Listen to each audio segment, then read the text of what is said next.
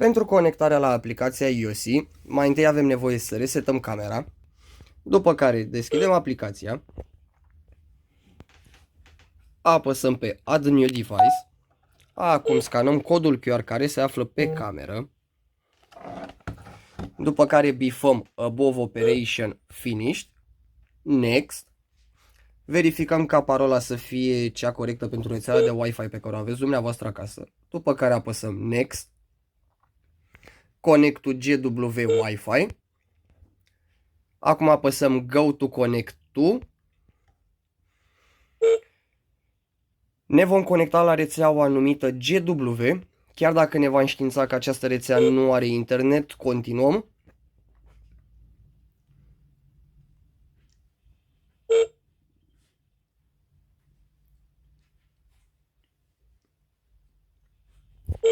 După ce s-a făcut conexiunea la rețea, revenim înapoi în aplicație, după care așteptăm 1-2 minute pentru a se face instalarea. Start configuration.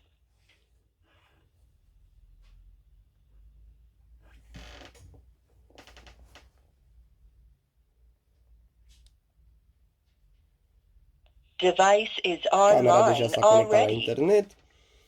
Acum alegem un nume pentru cameră, apăsăm pe Confirm,